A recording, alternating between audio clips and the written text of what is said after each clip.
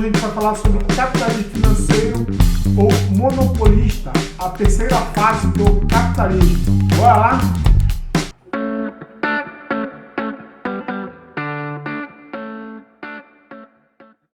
Vamos falar de capitalismo financeiro, monopolista e a segunda revolução industrial.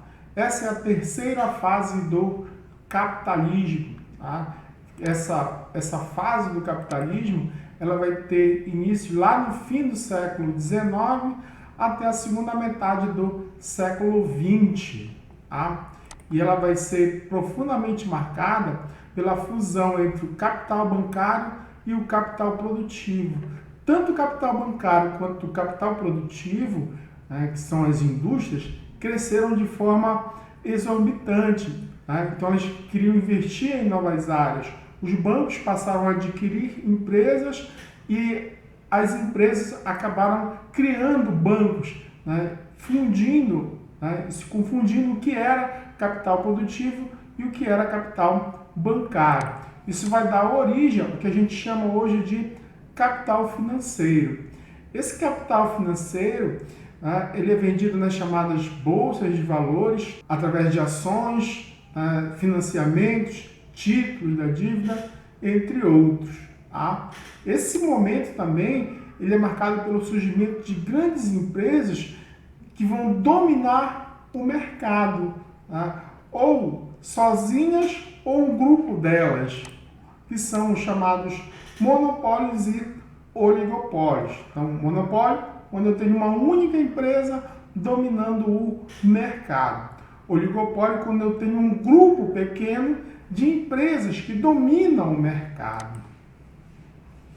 Esse momento do capitalismo é também marcado pelo surgimento das chamadas multinacionais, grandes empresas que vão atuar não só mais dentro de seus territórios, mas também em outros países. Muitas delas hoje são conhecidas como transnacionais ou empresas globais. O surgimento dessas empresas vai aumentar a concorrência entre essas empresas. E essas empresas cada vez mais vão buscar eliminar a concorrência, realizando práticas para que a concorrência entre elas seja cada vez menor. Então você vai ter aí, por exemplo, o surgimento dos trusts, que são empresas que controlam todas as etapas da produção, como, por exemplo, uma empresa de suco de laranja, que planta a laranja, colhe essa laranja, transforma essa laranja em suco, engarrafa e vende este suco em seus supermercados. Então ela atuou em todas as etapas de produção. Então ela é um trust. Outro exemplo de prática para eliminar a concorrência são os cartéis, ou cartel. O cartel são empresas que se unem para determinar preço. Por exemplo, imagine que um grupo de donos de postos de gasolina resolvam cobrar R$5 o preço da gasolina. Está bem perto, em alguns lugares até mais. Então, isso vai eliminar a concorrência entre eles, já que eles estão determinando, eles não vão competir, mas eles vão se juntar e determinar um preço. Isso é extremamente prejudicial, principalmente ao consumidor. Por que prejudica o consumidor? Prejudica o consumidor porque ele não vai poder mais escolher qual o local ele vai abastecer é mais barato. Então isso acaba prejudicando aí o consumidor. Outra estratégia utilizada pelos grandes monopólios para eliminar a concorrência é a formação dos conglomerados, que são empresas que atuam em diversos setores econômicos. Um grande exemplo são a Mitsubishi, a GE, A GE, por exemplo, atua em vários setores da economia. Produz lâmpadas, fogões, geladeiras, motores para aviões, uma série de outros produtos. Então ela forma o quê? Um conglomerado. Outra estratégia utilizada é a formação de holdings. Holdings são empresas que são criadas para controlar um conglomerado. Geralmente possuem a maioria das ações de uma empresa, tá? De um conglomerado. Então, por isso, ela controla esse conglomerado, ok? A segunda revolução industrial, né, ela ocorre quase que ao mesmo tempo dessa nova fase do capitalismo, tá? E ela é marcada pela expansão da industrialização para outros países, ou seja, novos países passam a se industrializar, principalmente países da Europa, mas também da América, como os Estados Unidos, e da Ásia, como o Japão. Outra indústria que vai se beneficiar nessa nova fase, né, ou nessa nova revolução industrial, vai ser a siderurgia, graças ao aperfeiçoamento da fabricação do aço, que se tornou mais resistente. Outro fator que foi importante nessa segunda revolução industrial foi o desenvolvimento de meios de comunicação, tá? Esses meios de comunicação, como por exemplo o telefone e o telégrafo, que vai reduzir as distâncias relativamente, contribuindo para o desenvolvimento aí da atividade industrial. Outro aspecto importante da segunda revolução industrial foi a dinamização dos transportes, graças ao desenvolvimento dos motores a combustão, que favoreceram o desenvolvimento de duas indústrias, principalmente as indústrias automobilísticas e aeronáutica, que na segunda revolução industrial há uma aliança entre a ciência e a técnica, entre a ciência e a atividade industrial. Muitas indústrias passam a ter os seus próprios centros de pesquisas para a descoberta de novos materiais, principalmente derivados do petróleo, como, por exemplo, remédios, plásticos, né, novos materiais. A gente não pode esquecer também que a segunda revolução industrial é marcada pela introdução de um novo modelo de produção, né, que é chamado de Fordismo, criado por Henry Ford. Na verdade, o modelo implementado por Ford ele já existia na Europa e foi criado por Frederick Taylor. O Ford adaptou esse modelo às suas indústrias automobilísticas. E esse modelo ele vai trazer uma especialização da produção. E tinha as seguintes características básicas. A linha de montagem, onde havia uma esteira que trazia a peça até o trabalhador executava a sua tarefa e a peça seguia na esteira. Isso dinamizou a produção. Especialização do trabalhador. O trabalhador passa a ser especialista em realizar uma única tarefa. Isso vai baratear a mão de obra. Padronização da produção, ou seja, todos os produtos são exatamente iguais. E produção em massa, ou seja, em grande quantidade. Então essas são as características do chamado modelo fordista de produção. Modelo que foi superado pelo just-in-time, ou modelo toyotista, principalmente a partir da década de 70. Mas isso aí a gente vê nas próximas aulas. Continuando. Essa fase do capitalismo ela vai ser marcada pelas expansões imperialistas, pelo chamado neocolonialismo, né? A intensificação desse neocolonialismo. Lembra, a segunda revolução industrial trouxe novas formas de produção, aumentou a produtividade na indústria. Então, surgiram novas necessidades, como, por exemplo, a necessidade de matéria-prima. Ora, se eu produzo mais, eu vou precisar de mais matérias-primas para manter as minhas máquinas funcionando. Além do mais, eu vou precisar de mão de obra barata. Lembra que na Europa já começavam a surgir os primeiros sindicatos, então as empresas acabam fugindo dessas áreas em busca de mão de obra barata. Mercado consumidor. Ora, se eu produzo mais, eu tenho mais mercadorias, eu preciso vender para mais pessoas. Então eu tenho que garantir, né, mercados consumidor.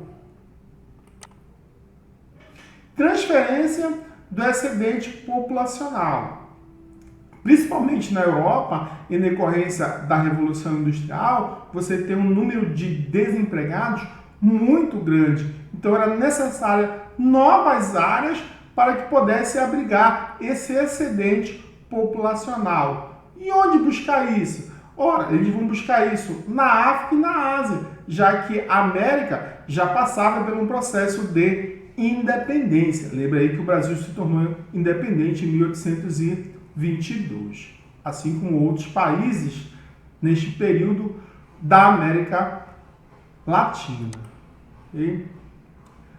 Em 1884 e 1885 ocorreu a Conferência de Berlim, que foi uma reunião organizada na Alemanha pelo Bismarck.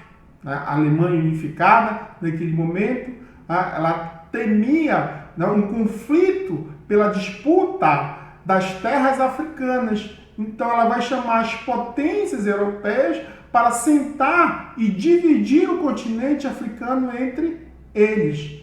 O continente africano é asiático. Isso ficou conhecido como a partilha da África e da Ásia.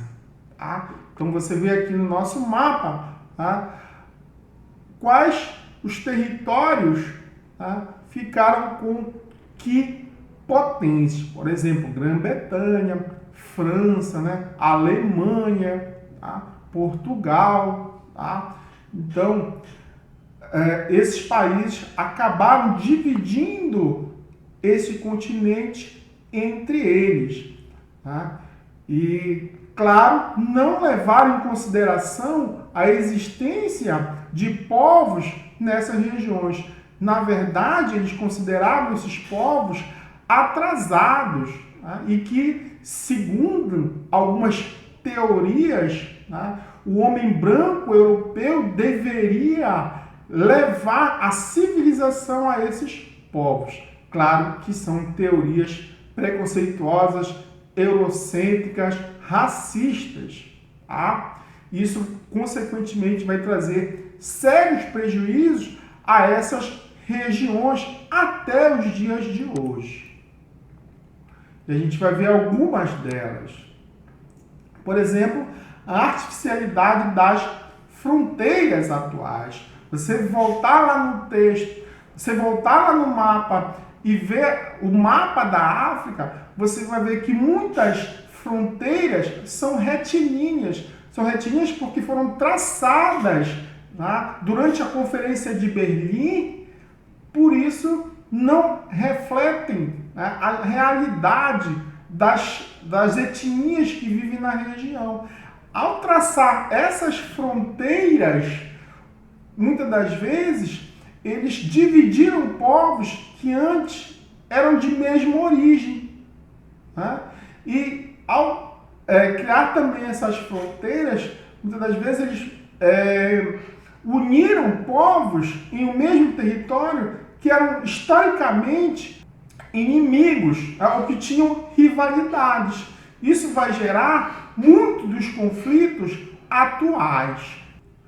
Outra consequência desse imperialismo foi a consolidação da divisão internacional do trabalho, ou a DIT. O que é a DIT?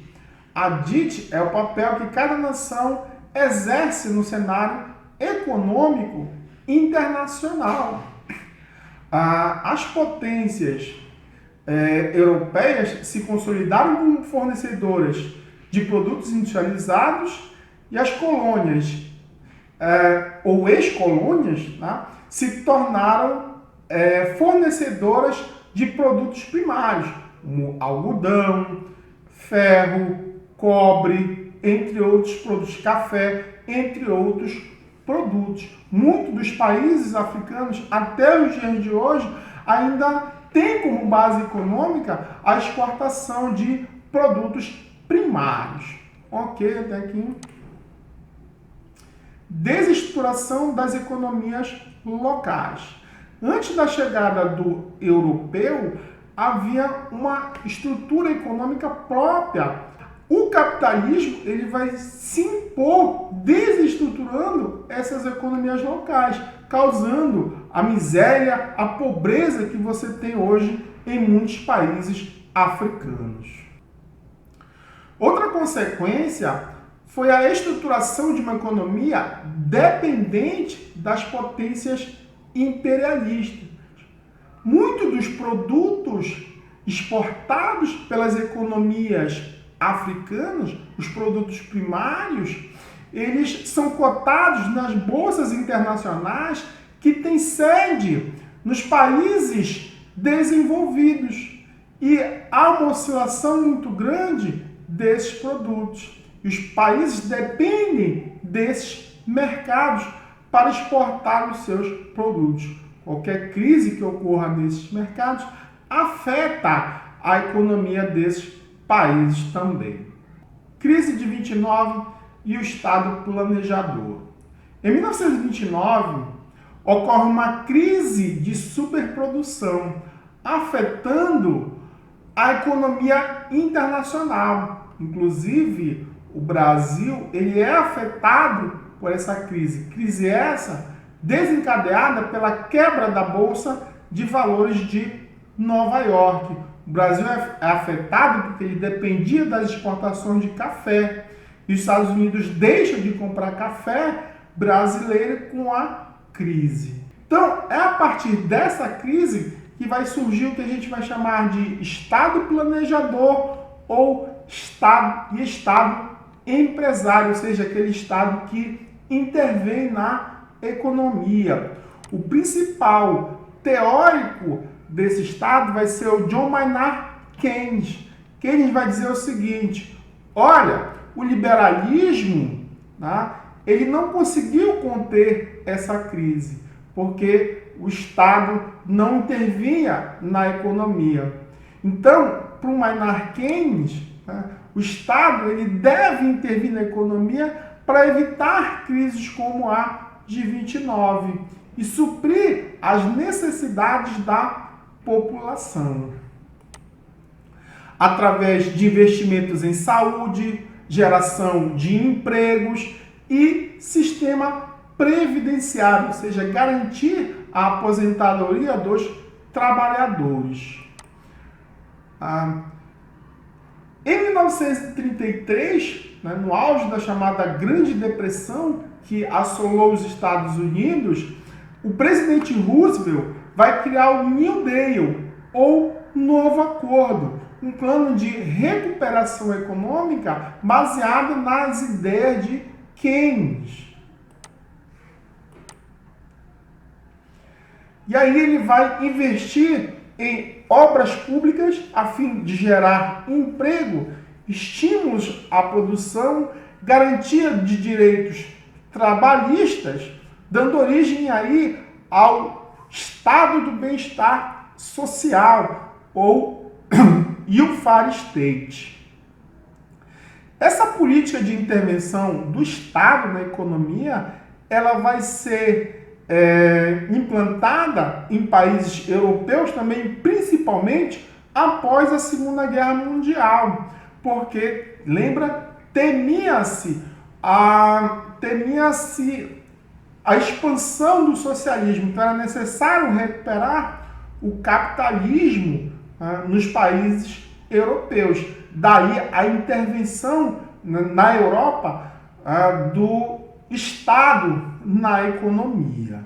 Né? No Brasil também, lembra que na década de 30 o governo Vargas chega ao poder e começa a investir na atividade industrial, principalmente nas chamadas indústrias de base, tá? E a criação de leis trabalhistas baseadas nas ideias keynesianas, como ficou conhecido, né, essa política de intervenção do Estado na economia.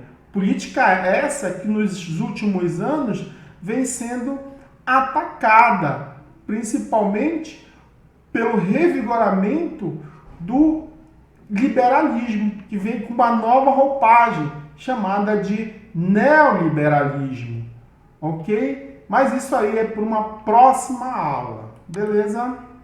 Um abraço a todos, até breve e se cuidem!